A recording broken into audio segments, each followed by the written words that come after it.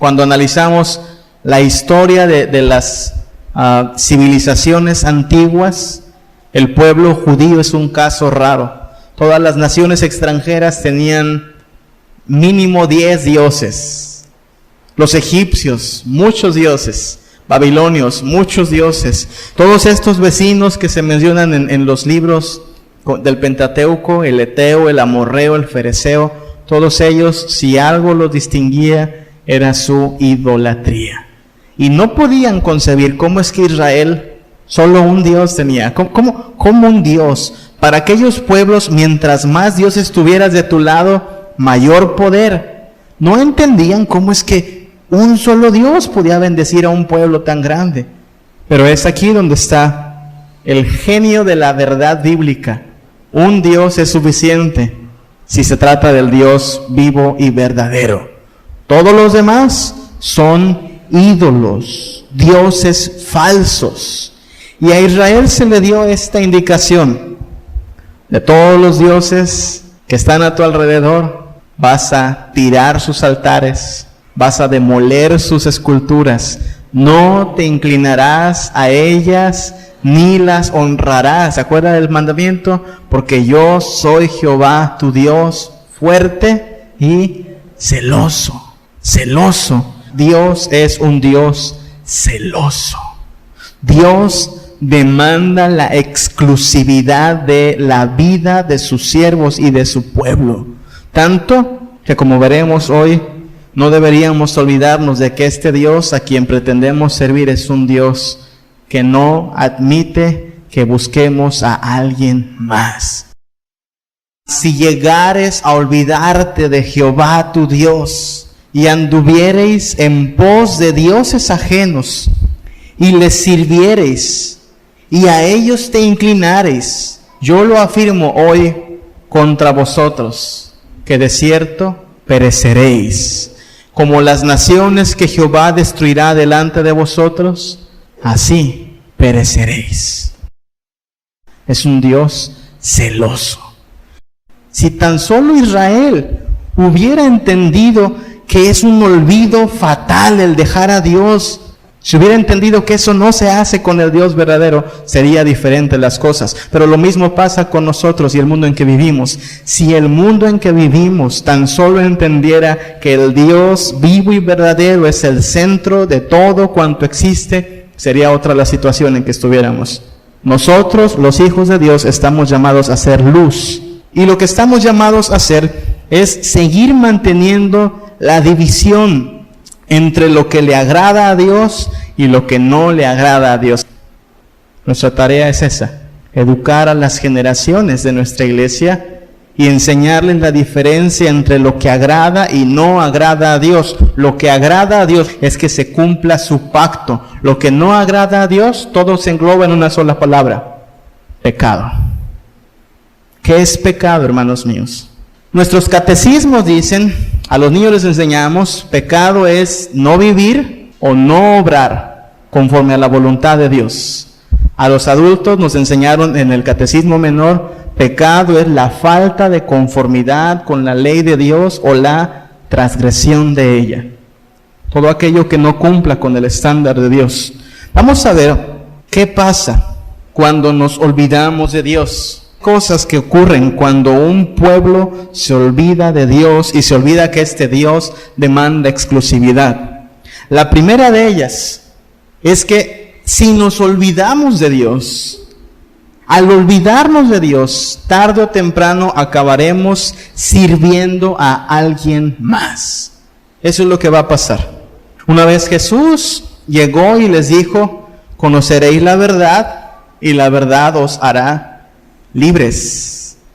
Y los judíos le respondieron, Jesús, qué interesante tu mensaje, pero déjame te recordamos que nosotros somos hijos de Abraham.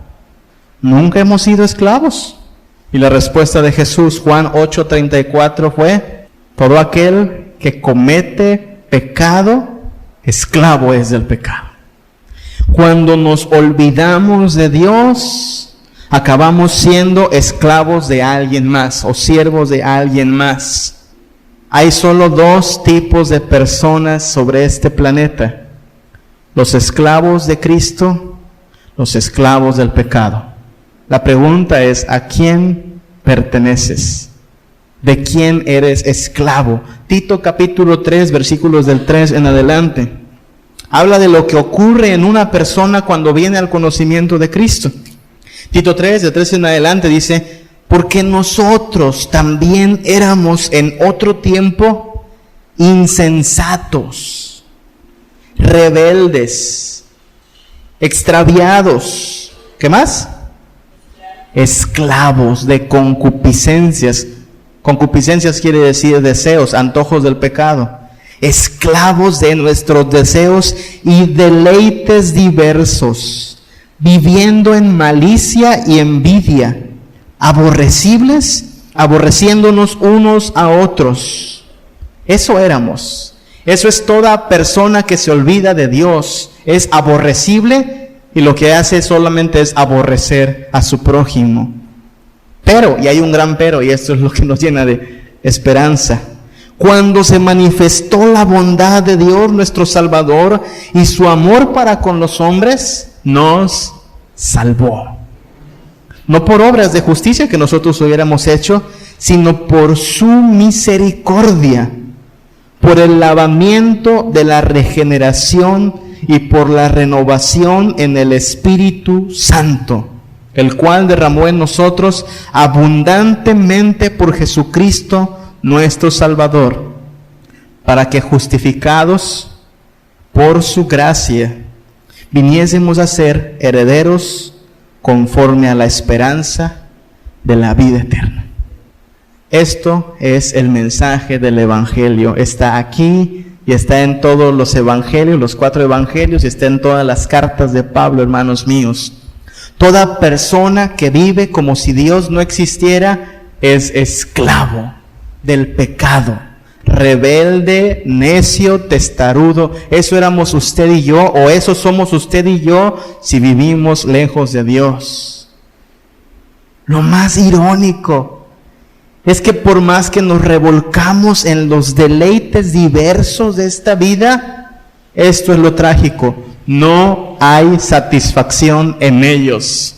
Si alguien ha sabido lo que es estar borracho, sabe que por más que se emborrache, no hay deleite en ello. Si alguien ha sabido lo que es comprar, y qué rico se siente comprar, sabe que por más compras que haga, no hay deleite en ello. Si alguien ha sabido lo que es tener sexo con una y otra persona, sabe que por más que tenga sexo, no hay satisfacción en ello. Pero solo somos esclavos. Y como esclavos servimos al pecado y nos revolcamos en deleites diversos hasta que Dios en su gracia libera a la persona. Y la persona de pronto aquello que amaba, aquella putrefacción del pecado en la cual se deleitaba, empieza a aborrecerla y empieza a amar la justicia. ¿Qué ha pasado? Una nueva criatura ha nacido, con nuevos antojos, ya no antojos de pecado, antojos de santidad. Una nueva vida se ha creado. Pero esto fue solo gracias ¿a quién? A Cristo Jesús. Así, al pago eficaz de Cristo Jesús en la cruz del Calvario. Cuando se nos olvida que todo es gracias a Cristo y su sacrificio en la cruz, entonces parece que nos podemos acercar a Dios por nosotros mismos. ¿Es así? No.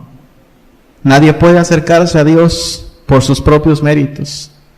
Venimos a Dios por los méritos de aquel que fue partido y molido por nuestros pecados.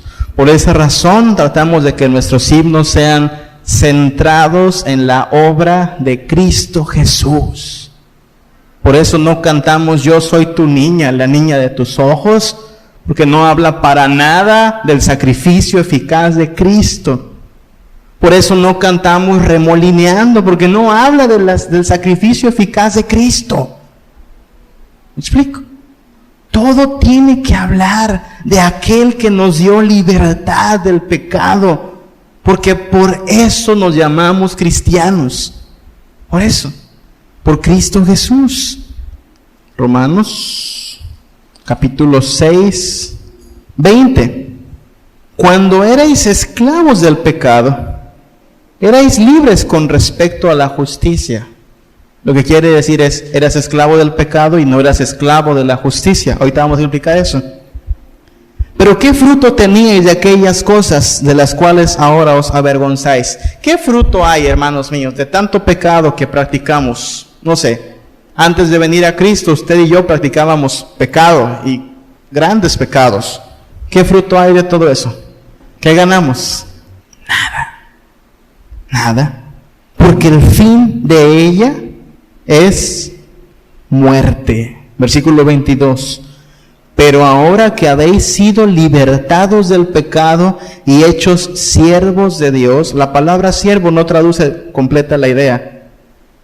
La palabra que traduce completa la idea es esclavos. Ahora que habéis sido libertados del pecado y hechos esclavos de Dios, tenéis por vuestro fruto la santificación. ¿Y qué nos gana la santificación? Y vuestro fin es la vida eterna. Porque la paga del pecado es muerte. ¿Qué se merece todo esclavo del pecado? Su salario es la muerte. Mas la dádiva de Dios es vida eterna en Cristo Jesús, Señor nuestro. Lo interesante aquí es que nunca somos libres en realidad. El concepto de libertad, como voy a hacer ahora lo que yo quiera, no existe en la Biblia, hermanos míos. Ese concepto de libertad es un concepto muy humanista. El concepto de libertad en la Biblia es libertad del pecado. Pero esclavitud ¿de quién? De Dios. Nadie es libre. Todos somos esclavos. La diferencia es de quién eres esclavo. O eres esclavo del pecado o eres esclavo de Cristo Jesús. Pero no existe la libertad como esta autonomía en la cual yo hago lo que quiera, yo hago y tomo mis decisiones. No, nunca en la Biblia no existe este concepto de libertad. La pregunta no es entonces, la pregunta evangelística no debería ser, ¿quieres ser libre? No, la pregunta evangelística debería ser, ¿quieres ser esclavo de Cristo Jesús? ¿Quién es tu patrón actual? Eso hay que preguntarle al pecador. ¿Quién es tu patrón actual? ¿Quién es tu dueño? ¿Quién es su dueño? Satanás, sí, ¿se acuerda Jesús? Dijo, vosotros sois de vuestro padre el diablo y los deseos de vuestro padre queréis hacer. Satanás es tu patrón. Oye, ¿y cuánto te va a pagar tu patrón? La paga del pecado es muerte. Oye, aquí hay un patrón más bueno. Un patrón que está dispuesto a pagarte con vida eterna. ¿Quieres ser esclavo de él? La respuesta más sensata debería ser sí. Quiero cambiar de dueño. Pero no es libertad. Como vas a hacer ahora lo que quieras. No. Es ahora le perteneces a Cristo. Y tú eres de Él. Los esclavos del pecado son aquellos que andan en tinieblas, viven para sí mismos, inventan males, oscurecen la verdad, se burlan de la justicia, son indiferentes hacia las cosas de Dios. Su tiempo, sus recursos, su atención está centrado en sí mismos y en su carne. Según la Biblia, no se someten a la ley de Dios, ni tampoco pueden. Pertenecen a su padre el diablo y los deseos de su padre quieren hacer. Los esclavos de Cristo, por otro lado, andan en la luz.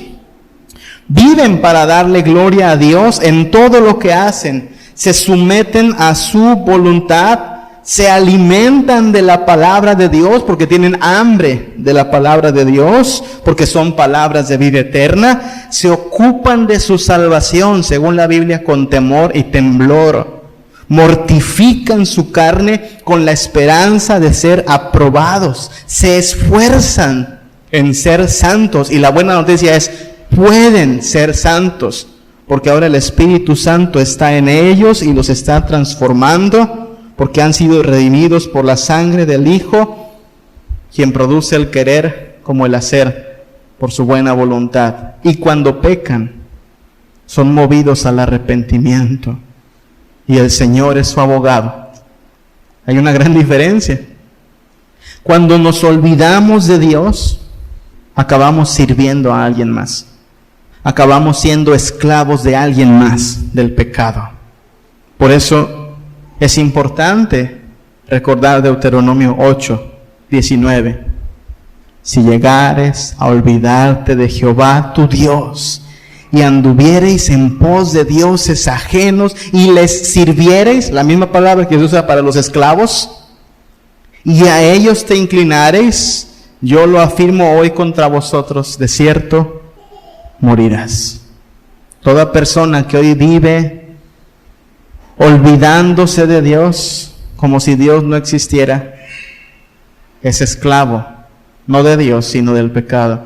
Y usted y yo, si nos llegamos a olvidar de Dios, esta es la advertencia, vamos a volver a nuestro antiguo amo. Y eso no es lo que Dios quiere, sino al contrario, el Señor nos llama a perseverar en nuestra vocación. ¿Qué más pasa al olvidarnos de Dios? Según Deuteronomio 8:19, cuando uno se olvida de Dios es porque va a ir tras dioses ajenos. Eso pasa en segundo lugar. Al olvidarnos de Dios, acabamos adorando a alguien más. Eso es idolatría. El pecado no solo es hacer lo que no le agrada a Dios. Pecado también es adorar a alguien más que no sea Dios. Juan Calvino, el teólogo reformador, usted sabe, llegó a decir, el corazón humano es una constante fábrica de ídolos. Ídolos. Somos muy buenos para fabricar ídolos, hermanos míos. Cualquier cosa puede ser un ídolo. No solo una estatua de un santo. Cualquier cosa que ocupe el primer lugar antes que Dios es un ídolo. Si el dinero es más importante que Dios, entonces el dinero es tu Dios. Si la apariencia física es más importante, entonces es tu ídolo. Si lo que gastas, si lo que compras, si lo que comes es más importante, ese es tu ídolo. Si el fútbol o si las telenovelas son lo que consumen gran parte de tu tiempo, ese es tu ídolo. Hay una manera muy fácil de desenmascarar a nuestros ídolos. Haz una lista de todo lo que hiciste la semana pasada. ¿En qué se te fue gran parte del tiempo? Y si eso no te llevó a tener más comunión con Cristo, entonces quizá estás descubriendo a un ídolo que ha acaparado más atención y más tiempo que Dios. Cualquier cosa que ocupe un lugar central es ídolo. Idolatría entonces ocurre cuando el centro de mis deseos, el centro de mi satisfacción, de mi confianza, de mi seguridad, ya no es Dios, sino alguien o algo más. Eso es idolatría. No necesitamos inclinarnos ante una estatua o persinarnos ante una estatua para ser idólatras. Cada vez que quitas a Dios o quitamos a Dios del centro y ponemos a alguien más o a algo más, estamos cometiendo idolatría. Cada vez que nos colocamos nosotros mismos como lo más importante y como si el mundo tuviera que ajustarse a nuestra voluntad, estamos entonces cometiendo el mayor acto de idolatría, que es exaltarnos a nosotros mismos.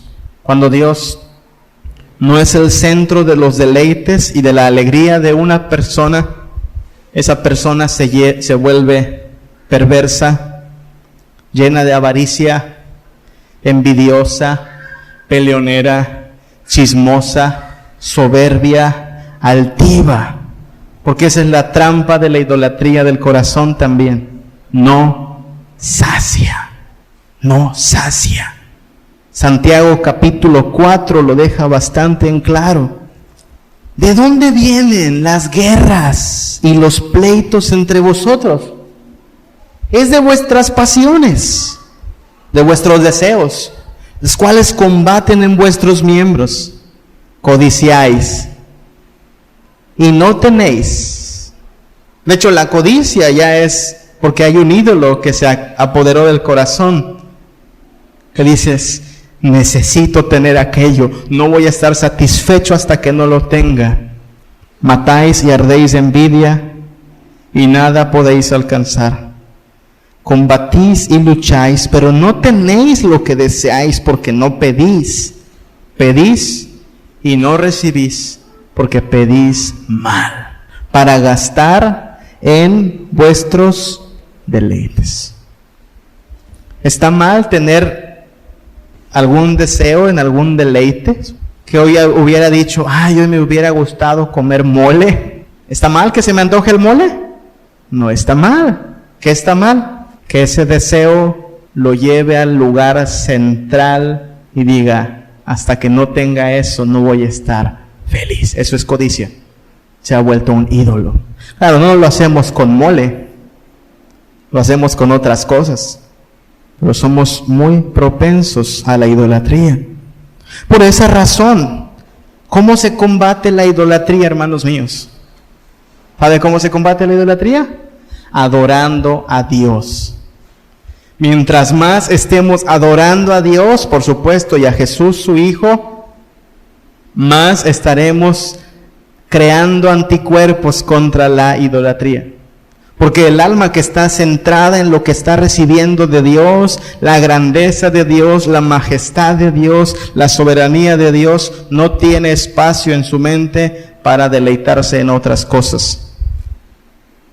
La adoración debería ser la disciplina de todos nosotros. La adoración, hermanos míos. ¿Qué dice la Biblia?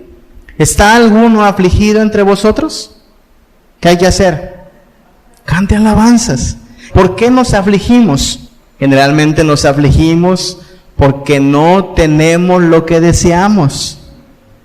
Sí. Ya sea que deseaba un aumento y no lo tuve, o que deseaba estar sano y estoy enfermo, o deseaba un poquito de descanso y me tocó más trabajo. Siempre es porque no obtuve lo que deseo. Aflicción. ¿Qué hay que hacer cuando no obtengo lo que deseo? Cuando estoy afligido, alaba a Dios. Cuando alabas a Dios, cuando alabamos a Dios, nuestra mente deja de estar centrada en aquello que tengo o no tengo y empieza a estar centrada en quién es Dios y qué ha hecho y qué quiere hacer en mi vida. Ezequiel capítulo 14, versículo del 1 al 11. Dice, vinieron a mí algunos de los ancianos de Israel y se sentaron delante de mí.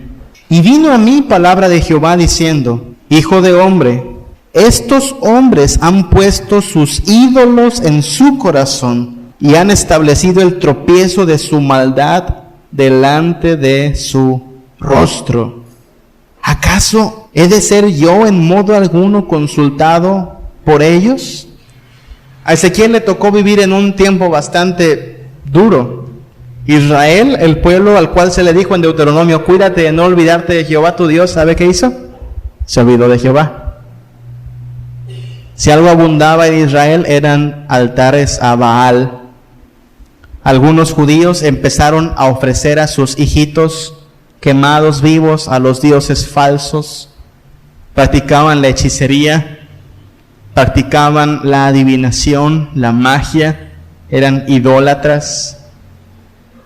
Pero sus ídolos peores no estaban hechos de barro o de piedra. ¿Dónde estaban sus ídolos? Versículo 3, en su corazón. Delante de sus ojos, lo que está diciendo es, no ven nada más que sus propios ídolos. Sus ídolos son los que los ciegan. Están ciegos, por eso no vienen a consultarme. Versículo 4, háblales por tanto y diles, así ha dicho Jehová el Señor, cualquier hombre de la casa de Israel que hubiere puesto sus ídolos en su corazón y establecido el tropiezo de su maldad delante de su rostro, y viniera el profeta, yo Jehová responderé al que viniere conforme a la multitud de sus ídolos, para tomar a la casa de Israel por el corazón, ya que se han apartado de mí todos ellos por sus ídolos. Por tanto, di a la casa de Israel, así dice Jehová el Señor: convertíos y volveos de vuestros ídolos, y apartar vuestro rostro de todas vuestras abominaciones. Olvidarnos de Dios nos va a llevar a adorar a alguien más. Por esa razón, tenemos que distinguirnos como iglesia por un profundo celo por la palabra de Dios. No estamos aquí para honrar nuestros oídos. Estamos aquí para honrar la bendita palabra de Dios, tanto escrita como encarnada en Cristo. Y a los que son hijos de Dios lo van a escuchar, lo van a entender y lo van a apreciar. Y los que están buscando solo entretenimiento, entonces darán media vuelta y buscarán entretenimiento en Enlace o en Pare de Sufrir, en cualquier otro lugar. Pero tenemos que entender esto. Olvidarnos de Dios nos va a llevar a adorar otras cosas. No podemos poner un énfasis desmedido en la emoción, por eso también, porque la emoción no es el parámetro de la adoración a Dios, sino la convicción. Por eso es importante el celo bíblico, el celo por las cosas de Dios. La palabra de Dios no solo nos dice que al olvidarnos de Dios vamos a acabar sirviendo a alguien más y adorando a alguien más. En tercer lugar, si nos olvidamos de Dios, acabamos satisfaciéndonos en alguien más. De hecho, otra definición de pecado es esta: pecado es insatisfacción con Dios. ¿Habíamos pensado eso alguna vez? Pecamos por insatisfacción con Dios. Oseas capítulo 2, versículo 5. En la Biblia, ¿sabe cómo, especialmente en los proféticos, con qué pecado se equipara a la idolatría? Lo hemos hablado antes. Con el adulterio, con la fornicación. A eso lo compara Dios. Oseas capítulo 2, versículo 5. Usted tiene que leer todo el libro de Oseas para entender de qué trata. Al profeta se le ordena casarse con una prostituta. Gomer se llama la prostituta. Pero a esta prostituta se le da una nueva oportunidad de que sea redimida. Uno pensaría, bueno, una mujer que vivía vendiendo su cuerpo, recibe la invitación de alguien a tener un nuevo apellido y una posición mejor. Debería estar contenta, ¿no? Pero lo que menciona el pasaje es que Gomer, al poco tiempo, se va tras sus amantes. Oseas capítulo 2, versículo 5. Oseas le dice a sus 2 hijos que tuvo con esta mujer: su madre se prostituyó. La que los dio a luz se deshonró, porque dijo: iré tras mis amantes, que me dan mi pan y mi agua, mi lana, mi lino, mi aceite y mi bebida. Por tanto, he aquí, yo rodearé de espinos su camino y la cercaré con seto, y no hallará sus caminos. Seguirá a sus amantes y no los alcanzará. Los buscará y no los hallará. Entonces dirá: iré y me volveré a mi primer marido, porque mejor me iba entonces que ahora. Es un asunto de deleites. La iglesia tiene un marido también. Este marido es Cristo Jesús. Cuando la iglesia no se satisface en su marido, entonces va a buscar satisfacción en algo más. Olvidarnos de Dios es buscar satisfacción en otro lugar, donde por supuesto no lo hay, porque fuera de Dios no hay satisfacción. Porque Cristo es la única agua que sacia y el único pan de vida. Por eso son reales las palabras de Salmo 73, 25 al 26. ¿A quién tengo yo en los cielos, sino solo a ti? Y fuera de ti nada deseo. Mi carne y mi corazón desfallecen, mas la roca de mi corazón es Dios. Santiago 4:4, lo acabamos de leer, pero el versículo 4 hay que seguirlo leyendo. Santiago 4:4 continúa y dice, aquellos que pelean, ¿no? Porque no pueden obtener lo que quieren y matan y arden de envidia y piden, pero piden para sus propios deleites. En el versículo 4 continúa, entre signos de admiración, dice, oh almas adúlteras. Lo que está diciendo es, cuando pides para tus deleites fuera de Dios, eres un alma adúltera. ¿No sabéis que la amistad del mundo es enemistad contra Dios? Cualquiera, pues, que quiera ser amigo del mundo se constituye enemigo de Dios. Es lo que hacían las personas en Ezequiel, en tiempos de Ezequiel. Cuando era hora de llegar a la fiesta de la Pascua o cualquier fiesta, ahí iban con su becerro, ahí iban con su ofrenda, pero todo el año habían estado también ofreciendo a Baal y a los demás ídolos. Santiago capítulo 4, versículo 5. ¿Pensáis que la Escritura dice en vano, el Espíritu que Él ha hecho morar en nosotros nos anhela? ¿Cómo? Celosamente. Celosamente. Dios es un Dios que demanda exclusividad de sus hijos.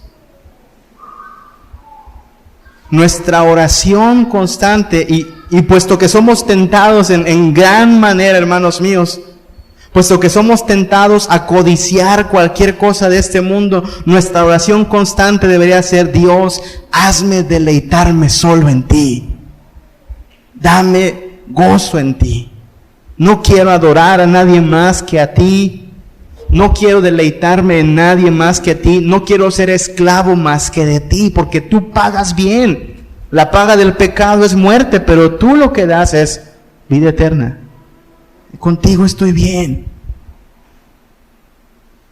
Romanos 8:5 es la advertencia también para aquellos que quieren vivir con un pie en el mundo y un pie en la familia del pacto de Dios. Dicen, no. Solo hay o carne o espíritu. Romanos 8:5.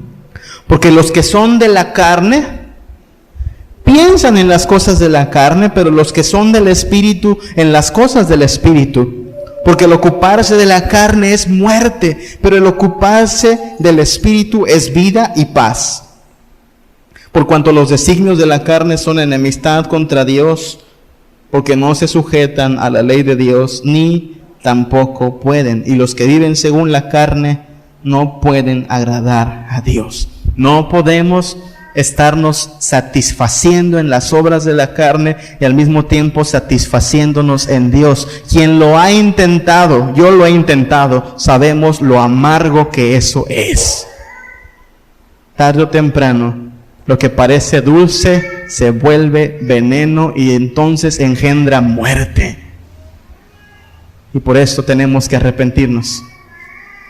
No es posible estar bebiendo del agua de vida y al mismo tiempo estar bebiendo del agua fangosa del pecado.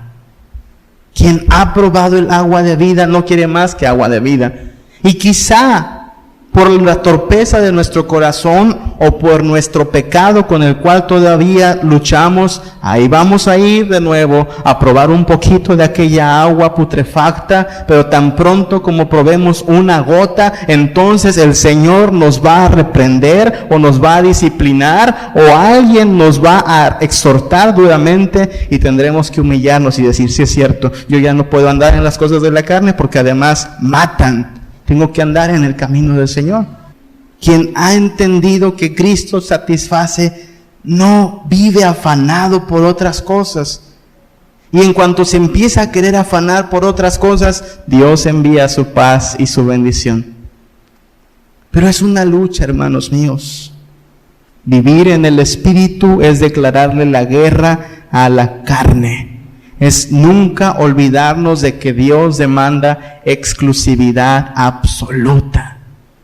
Es recordar que el Dios al que adoramos es un Dios celoso. Romanos 14, 8 al 9. Pues si vivimos para el Señor vivimos. Y si morimos, para el Señor morimos. Así que, sea que vivamos o que muramos, del Señor somos. Porque Cristo para esto murió y resucitó y volvió a vivir. Para ser, ¿qué? Señor. Esa palabra es muy importante. Cristo murió y resucitó para ser, ¿qué quiere decir Señor? ¿Dueño? ¿Sí? El jefe de jefes.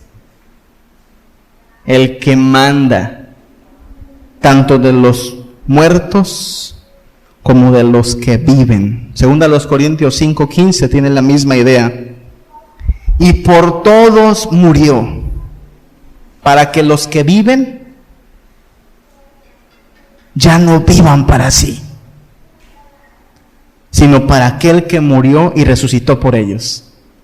¿Lo encontró? Por todos murió, para que los que viven ya no vivan para sí. ¿Ah? No hay libertad, ¿verdad que no? Si Cristo muere por ti, tú ya no vives para ti. Ahora te toca vivir para Él. Todos nosotros, si somos cristianos, no somos del todo libres, somos esclavos de Cristo. La buena noticia es que este es un patrón, un Señor que paga bien. Pagó con su sangre por nuestra libertad y pagará con la vida eterna a todos aquellos que se esfuercen en ser fieles hasta la muerte.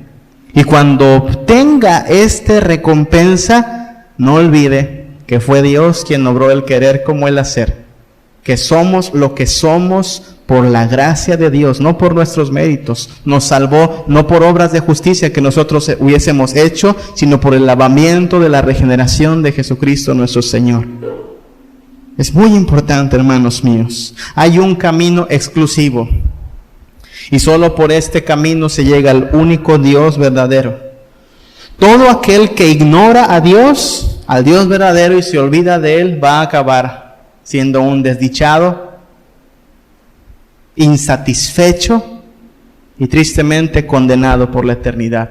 Pero todo aquel que se mantiene en el camino del Señor, en Cristo Jesús, adorándole, amándole y satisfaciéndose en Él, encuentra vida eterna y gozo eterno que nada puede destruir. Cuídate de no olvidarte de Jehová tu Dios.